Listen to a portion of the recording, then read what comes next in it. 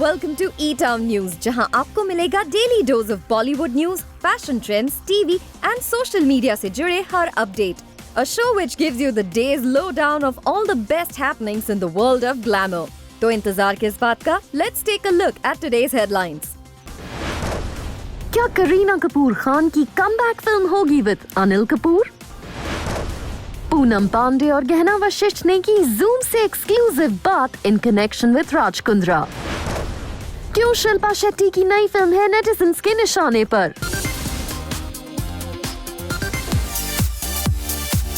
क्या सोनम कपूर है प्रेग्नेंट? इस स्पेक्यूलेशन का खुद सोनम कपूर ने दिया है जवाब in her own style. Sonam Kapoor ने एक पिक्चर और कैप्शन के साथ अपने यूजुअल अंदाज में एक रूमर का दिया है जवाब. सोनम कपूर ने अपनी इंस्टा स्टोरी में इस पिक्चर को शेयर करते हुए लिखा, hot water bottle and ginger tea for first day of my period. Now that's called rumour busting in style. Celebs की प्रेगनेंसी उनके लिए एक बहुत ही पर्सनल चीज होती है, लेकिन फैंस इसे लेकर भी जमकर स्पेक्यूलेशन करते हैं. जैसे ही सेलेब्स नजर आते हैं किसी लूज ड्रेस में लाइक सोनम कपूर, या फिर पिक्चर क्लिक करते वक्त अगर किसी भी तरह टमी के पास दिख जाए कोई बम, या फिर सेलेब्स जैसे ही नजर आए किसी क्लिनिक या हॉस्पिटल के बाहर, तो ये रूमर शुरू हो जाता है. कई बार ऐसा भी होता है कि ये रूमर्स हो जाते हैं सच, लेकिन most of the time like Sonam Kapoor, celebs in speculations की हवा निकाल देते हैं. अब सोनम कपूर की प्रेगनेंसी के रूमर को ही देखें तो इसकी शुरुआत हुई जब वो लंदन से इंडिया लौटी और उनकी ये कुछ पिक्चर्स सोशल मीडिया पर आईं. लेकिन अब सोनम कपूर के जवाब से साफ है कि she is not expecting her child.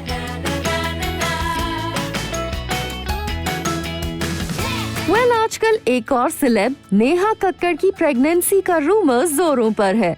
Neha Kakkar और रोहनप्रीत सिंह की शादी के ठीक बाद जब नेहा कक्कड़ की ये पिक्चर सामने आई थी तो सभी को लगा she is pregnant, but later fans realised ये था सिर्फ उनके सॉन्ग ख्याल रखिया कर को प्रमोट करने के लिए, और इसके लिए नेहा कक्कड़ और रोहनप्रीत सिंह को ट्रोल भी होना पड़ा था. लेकिन एक बार फिर नेहा कक्कड़ की प्रेगनेंसी को लेकर हो रही हैं बातें, और इसकी शुरुआत हुई जब नेहा कक्कड़ और रोहनप्रीत सिंह एयरपोर्ट पर किए गए स्पॉट. फैंस ने क्लेम किया कि नेहा कक्कड़ का बेबी बम्प उन्हें आया नजर और कहीं ना कहीं वो है प्रेग्नेंट.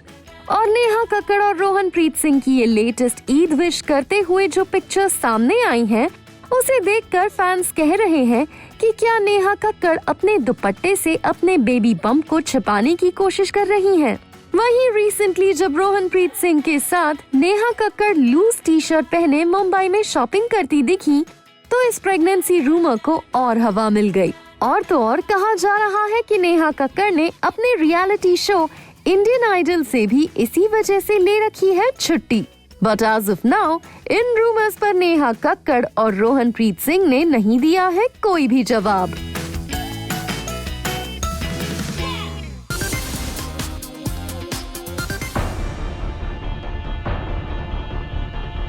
राज कुंद्रा के एक्सप्लिसिट कंटेंट केस में अरेस्ट होने के बाद शिल्पा शेट्टी और उनकी फिल्म हंगामा 2 आ गई है नेटिजन्स के निशाने पर.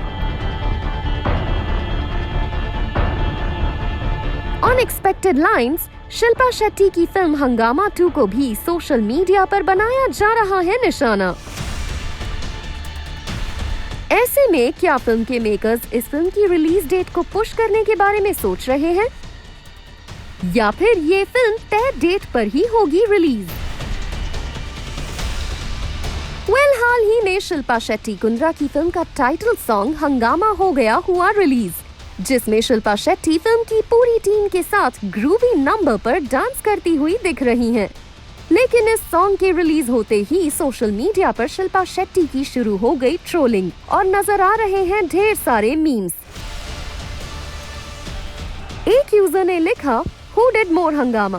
Shilpa's Hangama 2 or Raj's Hangama? Another user wrote, Shilpa, my comeback movie Hangama 2 is up for release. Nobody noticing. Raj, ruk jao. Let me create some hangama to create your hype. वहीं एक user ने chronology समझाते हुए लिखा, yesterday it was a #Rajkundra arrest and today Shilpa Shetty released her song #हंगामा हो गया। वहीं कुछ लोग सोशल मीडिया पर इस फिल्म को बॉयकॉट करने की भी डिमांड जोर शोर से कर रहे हैं। एक यूजर ने लिखा, if you still watching Bollywood so now you are directly funding cartel in Bollywood. Shilpa Shetty is #boycott Bollywood and burn it down.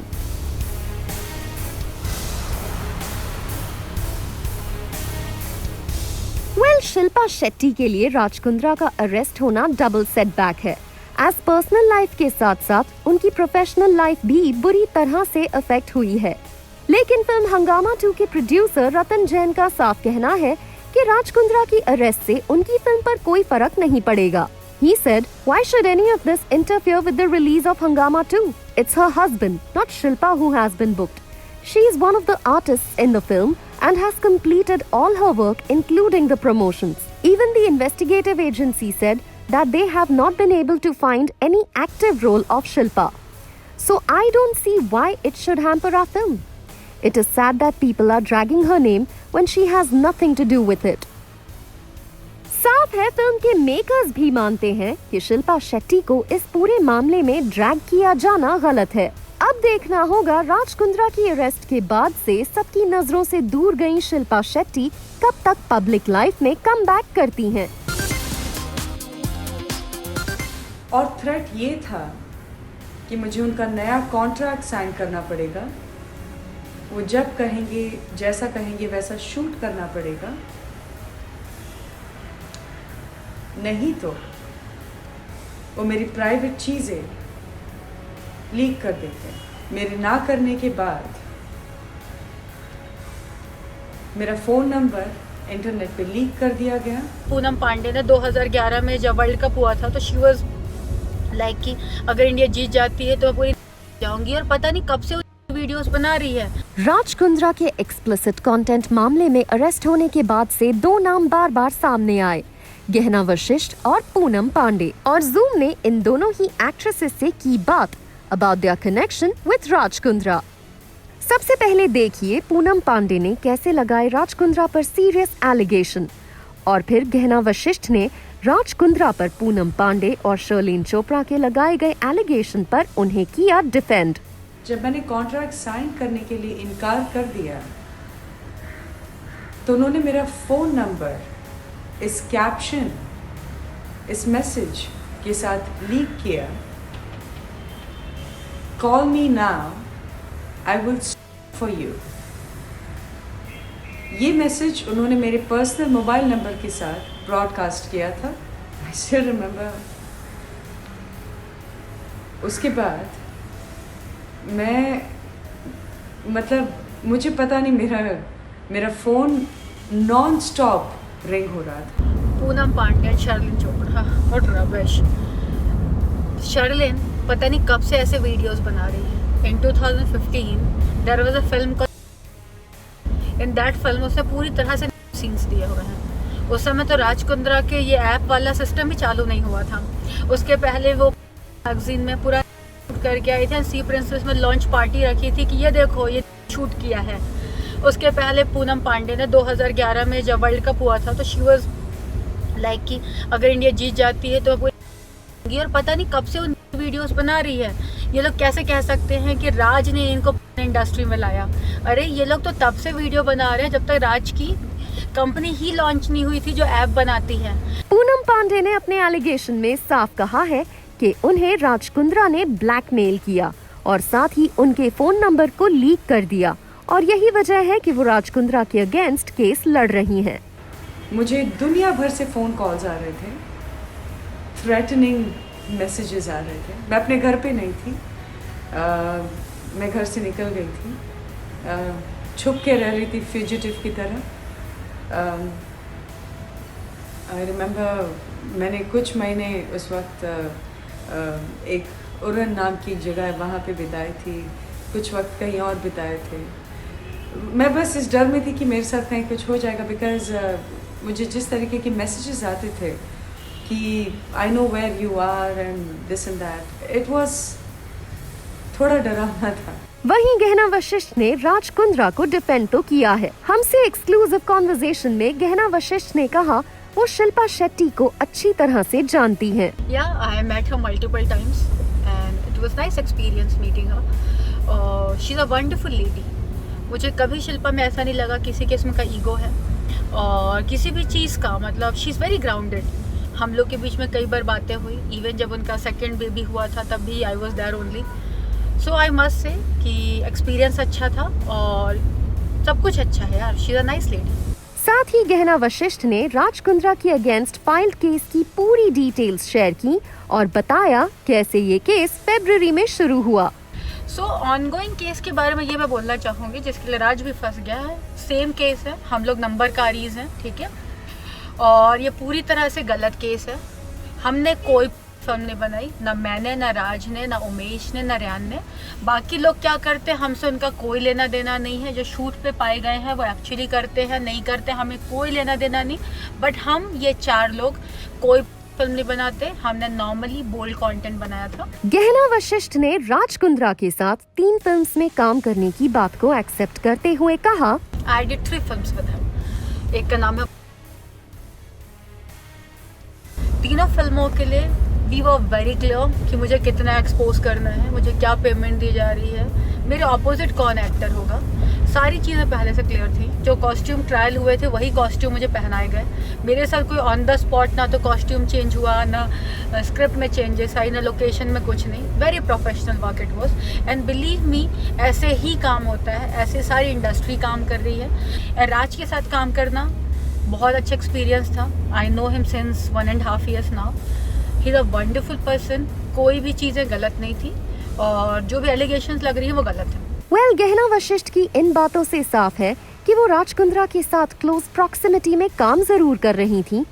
और जैसे फिल्में हमने बनाई हैं ऐसी फिल्में पता नहीं कब से बन रही हैं. शाहरुख खान की माया मेम साहब, और ऐसी पता नहीं अगर हम पार्च को भी कंसिडर करें जो अजय देवगन प्रोडक्शन के अंडर बनी थी, वो फिर भी ज़्यादा बोल्ड है. उतना बोल्ड भी मैंने कभी नहीं किया, ठीक है. और पता नहीं कितने लोग बनाते आ रहे हैं, नेटफ्लिक्स से लेके अमेजोन से लेके सारे लोग. इवन गंदी बात भी बहुत बोल्ड है, मैंने भी उसमें एक्टिंग किया. और पता नहीं कितने लोग बना रहे हैं. मेरी खुद की फिल्में इतनी बोल्ड नहीं है, बट स्टिल मेरी फिल्मों को कहा जा रहा है कि है, बट बाकी लोग करते, मतलब हाँ. अब देखना होगा पूनम पांडे और गहना वशिष्ठ की इन बयानों पर राज कुंद्रा की टीम की तरफ से क्या रिएक्शन सामने आता है. क्या करीना कपूर खान की कमबैक फिल्म होगी विद अनिल कपूर? क्या अपने बेवफा और टशन को स्टार अनिल कपूर के साथ बेबो बिग कमबैक कर रही हैं प्लान? वेल, करीना कपूर खान और अनिल कपूर ने सोशल मीडिया पर एक साथ पिक्चर पोस्ट करके सबको चौंका दिया. करीना कपूर खान जहां इस येलो अनारकली में लग रही हैं गॉर्जियस एज एवर, वहीं प्रिस्टीन व्हाइट शेरवानी में अनिल कपूर भी लग रहे हैं एज यूजुअल झकास. करीना कपूर खान ने इस पिक्चर को पोस्ट करते हुए लिखा द ओजीज. वहीं अनिल कपूर ने भी बेबो की इस इंस्टा स्टोरी को रीपोस्ट करते हुए लिखा couldn't agree more, OGs for life. वैसे सोर्सेज की माने तो करीना कपूर खान और अनिल कपूर का ये एसोसिएशन है फॉर एन एड शूट. वैसे क्या आपको पता है कि इस पिक्चर में करीना कपूर खान ने जो ड्रेस पहनी है उसकी कीमत क्या है?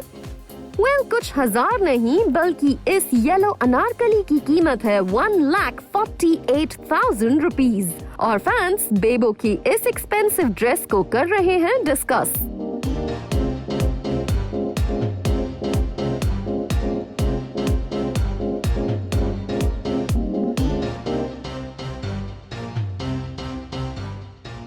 वैसे आपको बता दें, बेवफा और टशन जैसी फिल्म्स के बाद करीना कपूर खान और अनिल कपूर करण जौहर की मच टॉक्ड अबाउट फिल्म तख्त में नजर आने वाले थे. लेकिन अब जबकि करण जौहर रिपोर्टेडली अपनी फिल्म को शेल्फ कर चुके हैं, ये दोनों अब किस फिल्म में साथ नजर आएंगे इसे फैंस सिर्फ गेस कर सकते हैं.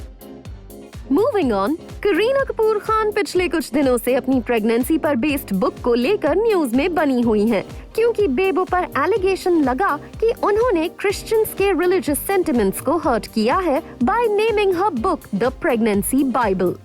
But it seems Kareena Kapoor Khan फिलहाल इस कंट्रोवर्सी से परेशान नहीं है और इसलिए उन्होंने सोशल मीडिया पर अपनी बुक के साथ इस स्मॉल वीडियो को शेयर किया है, जिसमें वो स्माइल करती हुई इस बुक को पढ़ती हुई नजर आ रही हैं और उन्होंने अपने फैंस से कहा to pre book the copy of this book.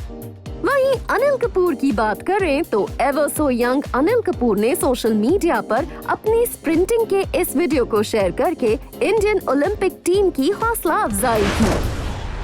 Coming up on the show, Kriti Kharbanda और विक्रांत मैसी ने की जूम से candid conversation.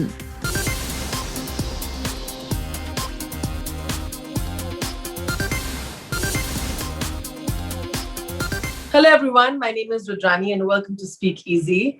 Today I have very special guests who have made this situation of marriage a little bit more complicated because we didn't have enough rituals. So welcome Vikrant, Kriti and Devanshu, the team of Chauda Fere. What's up? How you been? Amazed. Can't complain. Been on, like, it's the first time I think we're doing anything on ground after a very long time. So I'm thoroughly enjoying this. I like that I'm not sitting at home on my sofa. Which are the complications of our rituals of Indian weddings that you would probably not want in your personal weddings?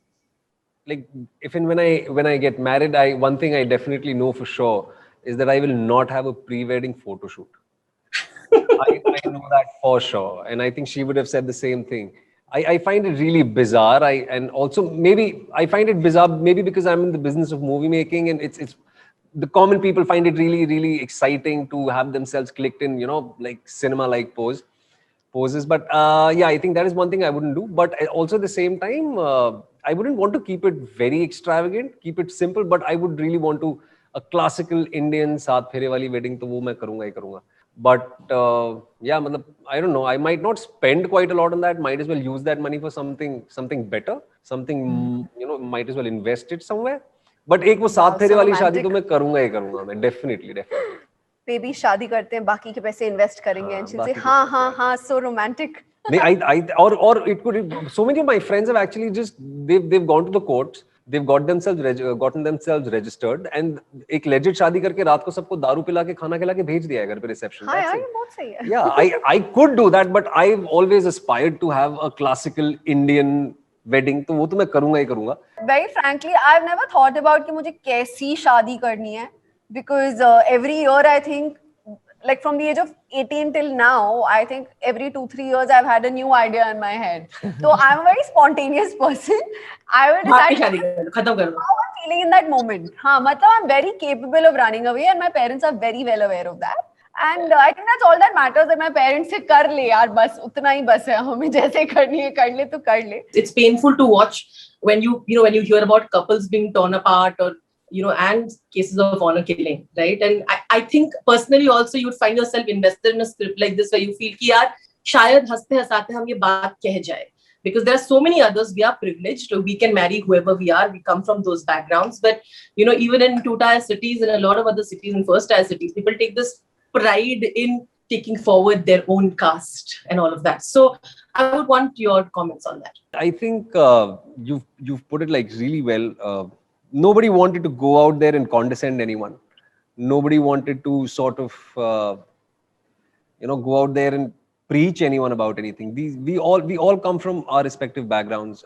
We've been fortunate to have been raised in a particular setup that we are born and raised in. So we don't identify with these things, but unfortunately, there are so many people out there. There are so many communities out there who are still stuck in time, and the disparity is something which appalls me individually. And I, as an actor, as an artist, I've always tried to strike a balance, with work, especially with something, which subliminally is trying to sort of speak my mind and heart too.